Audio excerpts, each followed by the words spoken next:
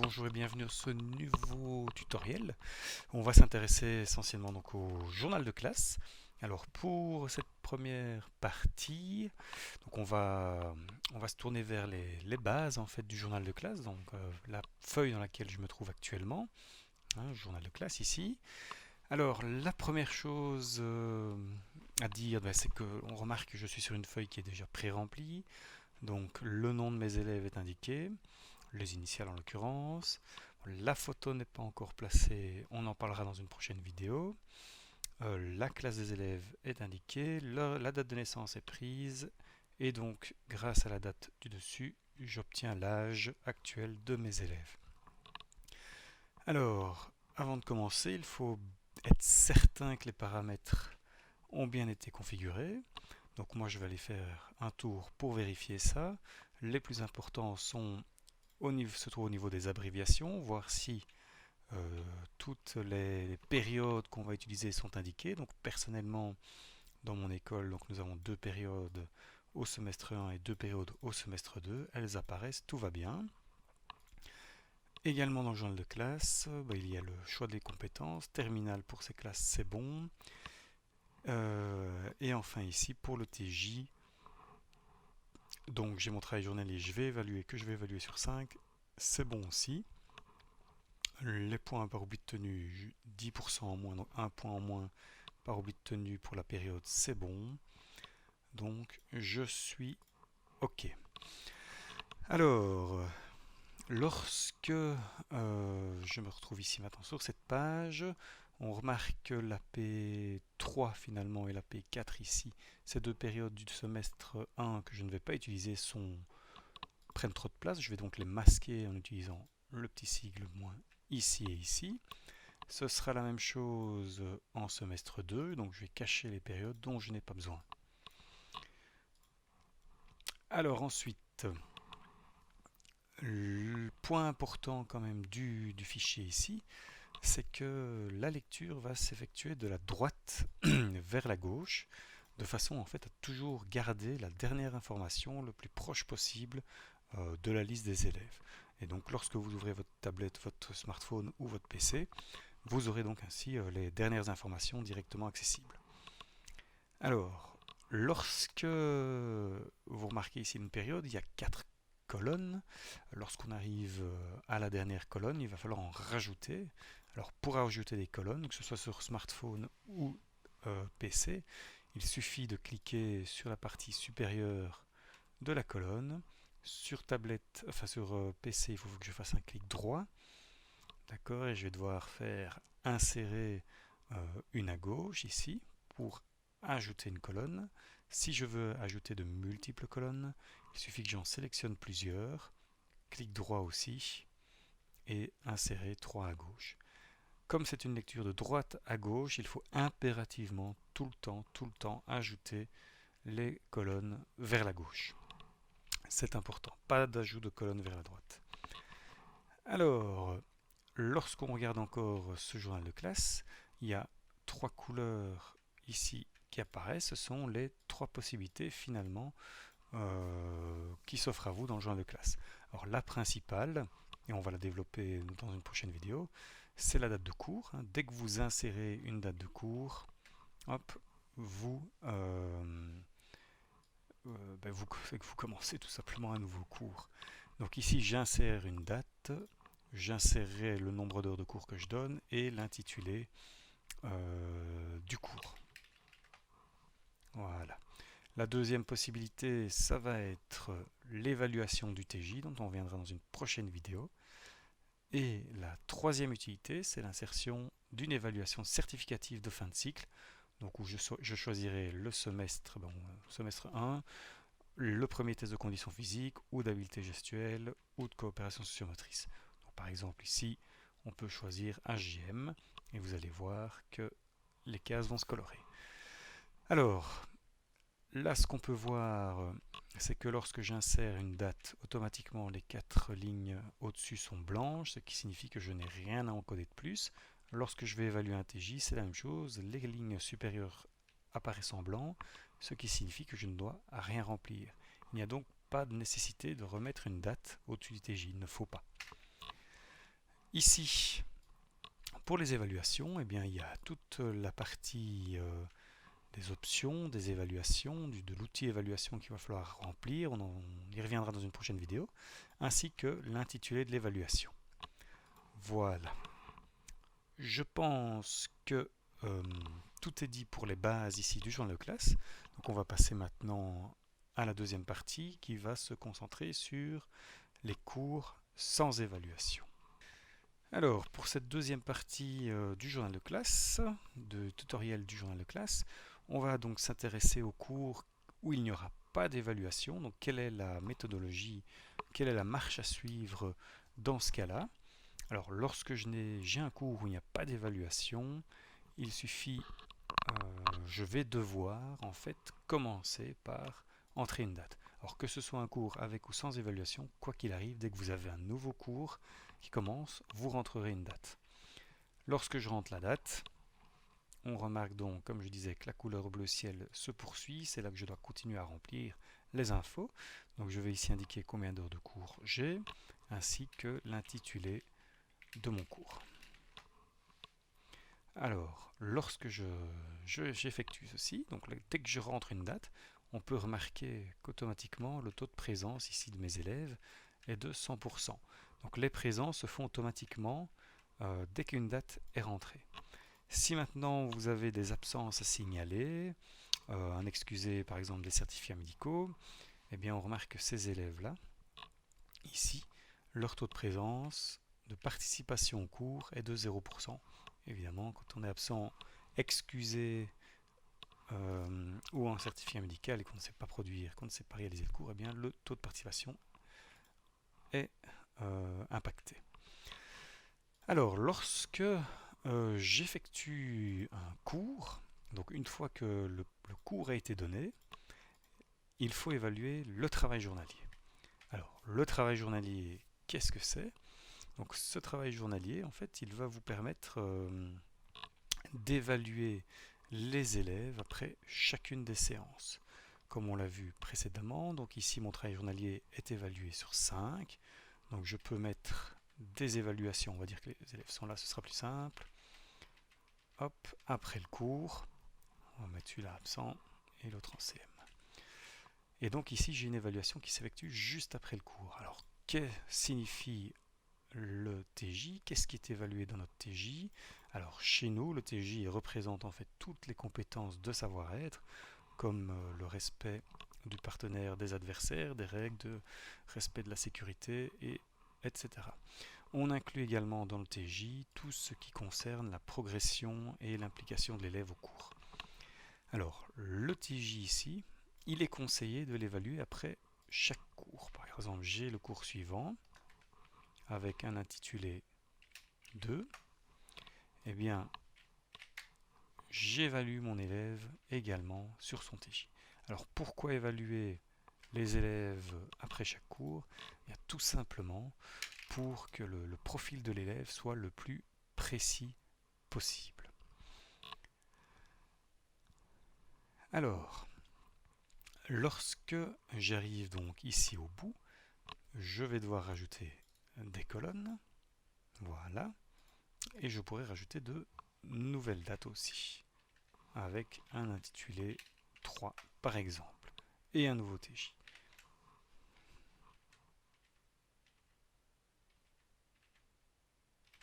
Voilà, ça se complète. Alors, pourquoi donc évaluer les TJ après chaque cours? Eh bien, tout simplement, donc, comme je le disais, pour avoir une précision dans le profil de l'élève, et également donc ici, lorsque vous allez évaluer le TJ, eh bien, ça va se sentir dans le cahier de cotes, où cette évaluation ressortira, donc on voit ici, en P1. Donc P1, finalement, c'est la moyenne de l'ensemble des TJ de la période. Donc ici, tous les TJ qui sont indiqués, toute la moyenne de ces TJ apparaît ici. Voilà, je pense que on a tout dit ici.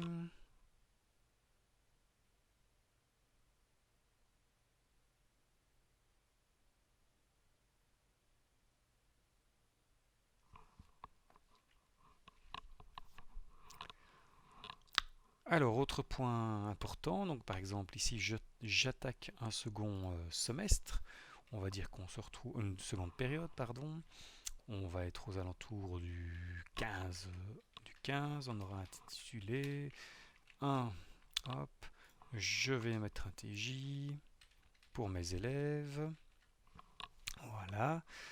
Évidemment, comme je rentre un nouveau TJ, si je vais dans le cahier de code, on remarque que les moyennes sont indiquées ici. Bon, la moyenne étant donné qu'un seul TJ, eh bien ce TJ est indiqué. Alors le TJ, c'est important de le... Donc comme je dis, c'est mieux de l'évaluer après chaque cours. Maintenant, il est possible de ne l'évaluer qu'une fois par semaine pour les collègues qui travaillent dans l'officiel et qui ont 3 heures, ou qui travaillent dans l'inférieur et qui ont 3 heures. Ou tout simplement en fin de période, vous pourriez ne mettre qu'un seul TJ, ce serait suffisant, mais moins précis. Toujours à propos du TJ et de cette partie journal de classe, donc ici on remarque que j'ai indiqué 6 heures de cours, et dans la période 2 pour l'instant elle n'a que 2 heures.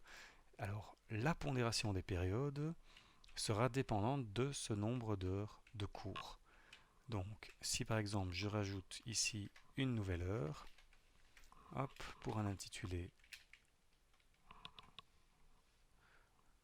ici numéro 2, eh bien, on remarque que je suis passé donc à 40%. La valeur de la période 2 a donc augmenté. Je vais insérer un TJ pour ces élèves, et voilà. Et si je retourne dans le cahier de code, on peut constater donc que les deux périodes ici sont pondérées à raison de 60 et 40%, ce qui donnera la moyenne de P1, P2. Voilà pour cette partie ici où j'ai un cours donc sans évaluation. Je vais maintenant passer à la partie suivante qui est un cours où je vais parler en fait des cours avec évaluation. Pour cette troisième partie du journal de classe, on va s'intéresser aux cours avec évaluation, donc voir un peu comment on intègre des évaluations dans son journal de classe et comment elles vont être tout simplement transférées vers le cahier de code automatisé. Alors, la première étape lors d'une évaluation, c'est d'insérer une nouvelle date puisqu'on effectue un nouveau cours.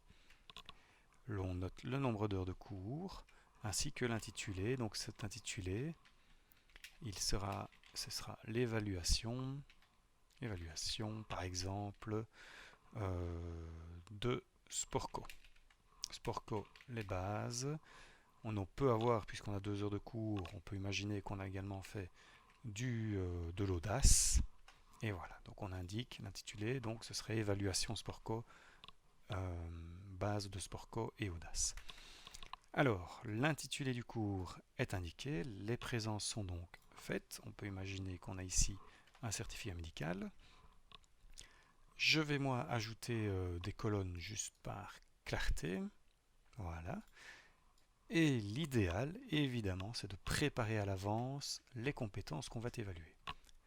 Donc ici, j'ai travaillé moi, donc comme je disais, du sport collectif, donc la compétence qui a été travaillée pendant une période, donc pour ce cycle.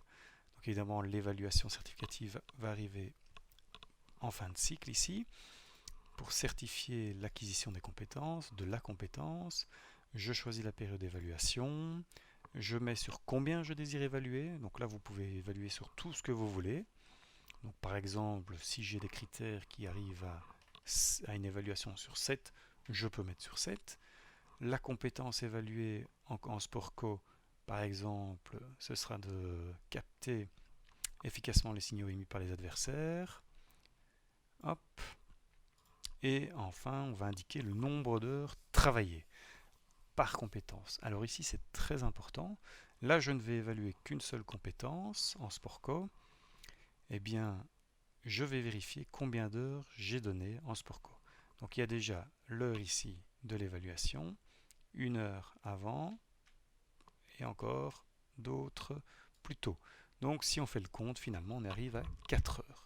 J'ai donc un package disponible de 4 heures. Pour l'évaluation, j'indique donc 4 ici pour cette pondération du test. Lorsque c'est fait, je peux entrer donc le nom de mon évaluation ainsi que les résultats des élèves. Donc là, les élèves passent devant moi, présentent. Ici, évidemment, il est en CM, je vais noter CM. Et je vais donc indiquer les résultats, noter les résultats de mes élèves. Lorsque l'évaluation est terminée, je peux aller vérifier dans le cahier de code si elle est bien transmise. Donc là, on a fait une coopération sociomotrice. Je vais dans le cahier de code, période 1, et on remarque que au niveau de la coopération sociomotrice, les points sont apparus. Étant donné qu'il n'y a eu qu'une évaluation de coopération sociomotrice, elle intervient à 100%. Si je vais voir donc dans le résumé des évaluations, c'est-à-dire ici sur la droite, je cache le semestre 2, on peut remarquer que ici à droite, l'évaluation de Sportco est reprise sur 10 et donc j'ai l'ensemble des points qui sont affichés. J'aurai donc ici le résumé de toutes les évaluations qui auront été réalisées et je verrai l'impact de chacune aussi. Donc étant donné qu'il n'y en a pour l'instant qu'une, elle intervient à raison de 100%. Cette pondération ici de chaque compétence et de chaque champ est donc calculée grâce à ce fameux package d'heures. Si maintenant je décide d'évaluer plusieurs compétences, pour cela je vais aller me tourner vers la période 2. Alors la période 1, on peut estimer qu'elle est terminée, il me manque l'évaluation d'audace, je ne vais pas la faire ici. Je décide de cacher en fait la période 1 afin d'avoir plus de lisibilité.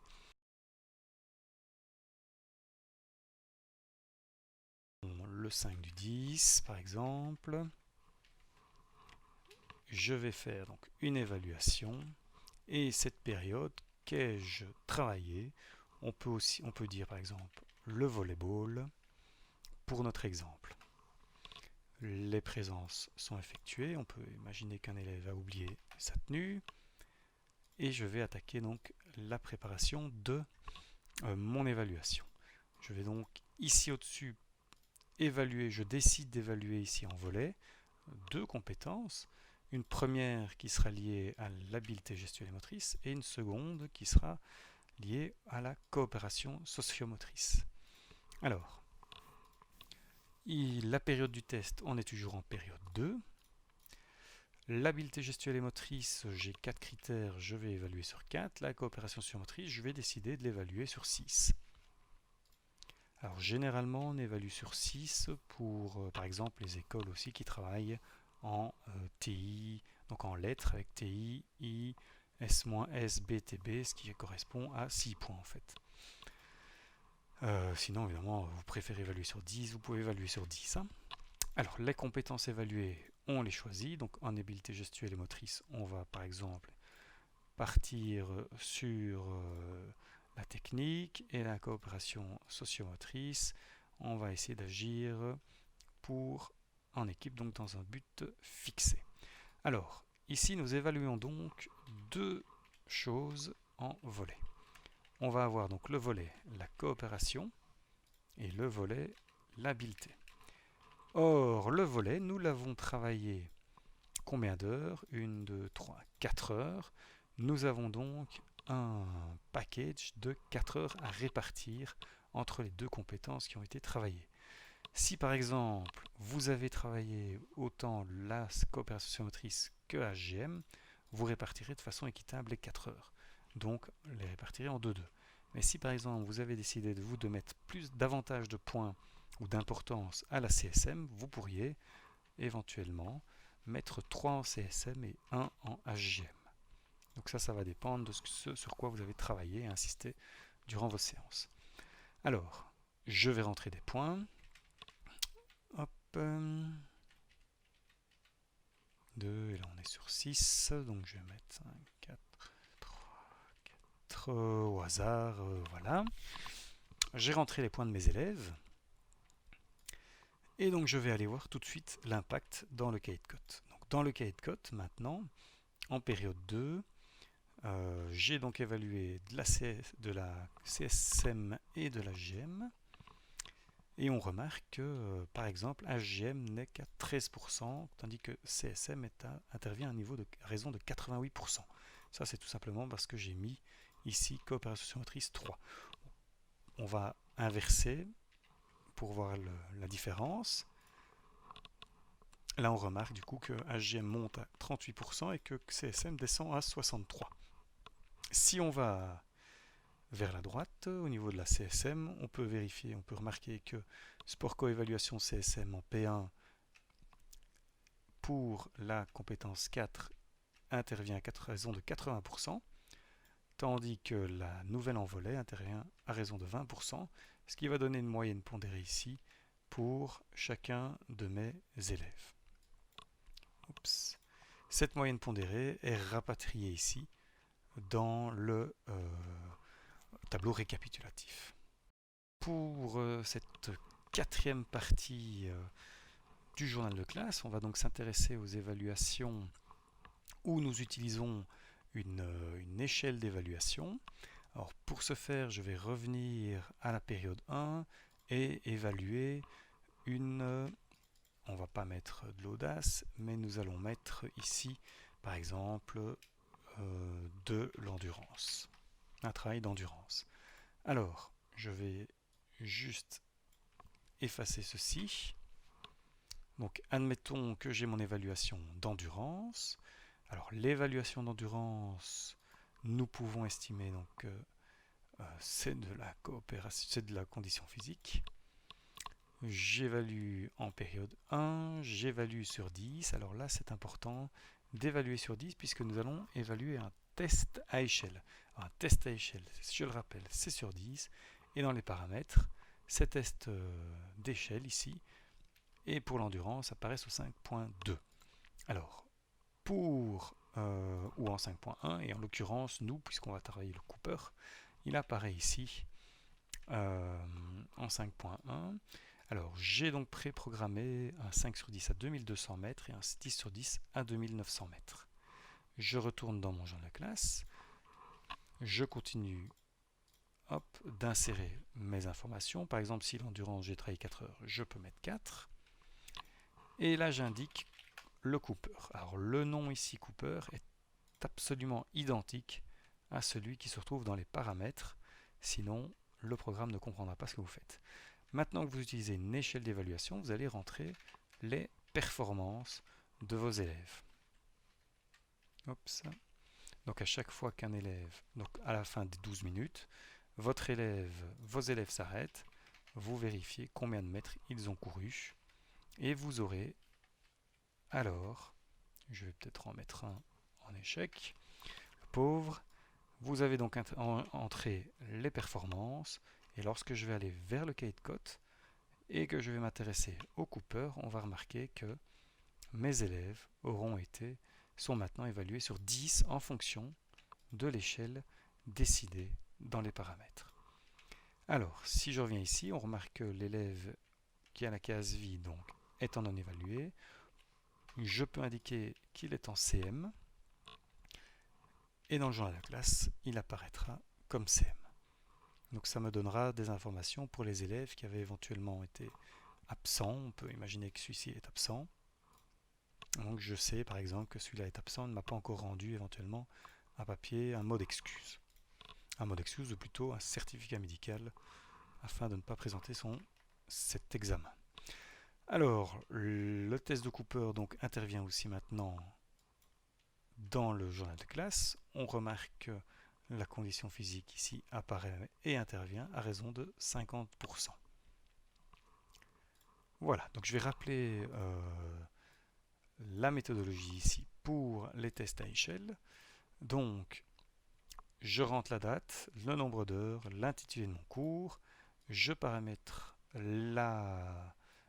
choisis les paramètres d'évaluation. Donc je les positionne, je les inscris correctement. Je note la période, je mets sur 10, ça c'est primordial, il faut que ce soit sur 10 puisque c'est une échelle d'évaluation sur 10. Je choisis ma compétence et le package du nombre d'heures. Alors généralement en endurance, nous évaluons donc ici une performance. Alors afin que la performance ne prenne pas trop de poids et ne soit pas l'essentiel d'une évaluation. Lorsqu'on fait de l'endurance, nous allons ajouter également une seconde évaluation du Cooper qui finalement, quel est l'objectif du Cooper? C'est de tenir le coup. On va un petit peu tricher avec les compétences. Et donc mon 4, en fait, je vais le répartir en 2-2. Et donc là, ici, la deuxième évaluation, c'est tenir son Cooper. Que j'évalue, je peux mettre sur 5 ou sur 3. Plus l'élève marche, au moins, il aura 2 points. Et donc voilà, ça c'est pour en fait avoir la possibilité donc d'évaluer cette performance et afin que cette performance ne prenne pas trop de poids. Donc ici, avec les deux compétences qui sont évaluées, eh bien la performance finalement va intervenir à raison de non pas 50%, mais 25% étant donné que le TJ intervient déjà à raison de 50% pour les moyennes de l'année. Voilà, donc ça c'est un peu notre façon de faire dans notre établissement scolaire pour l'évaluation, les évaluations qui peuvent être un petit peu plus tournées vers la performance des élèves. Il faut toujours que soit présente l'accessibilité finalement de la réussite. On se remémore quel est l'objectif final de l'évaluation. Donc ici, c'est quelque part de courir un 12 minutes. Donc si l'élève est capable de courir 12 minutes, il doit avoir la moitié de ses résultats. Alors pour faire court, donc lorsque vous avez un cours où il n'y a pas d'évaluation, il vous suffit de rentrer une date, nombre d'heures de cours, l'intitulé de votre cours et d'inscrire le TJ. Lorsque vous avez un cours avec évaluation, vous devez inscrire la date du cours, le nombre d'heures, l'intitulé, préparer les évaluations à l'avance, donc les compétences que vous avez travaillées, indiquer évidemment leur intitulé et rentrer soit les performances s'il s'agit d'un test à échelle ou tout simplement le résultat des élèves au test. En respectant cette procédure, eh bien, votre cahier de cote se remplira automatiquement et se pondérera également automatiquement. Tous les calculs seront faits pour vous. Voilà, ceci clôture maintenant la partie, cette grosse partie quand même consacrée au journal de classe. Je vous remercie et j'espère que vous avez tout compris et surtout n'hésitez pas à revenir vers moi s'il y a des questions.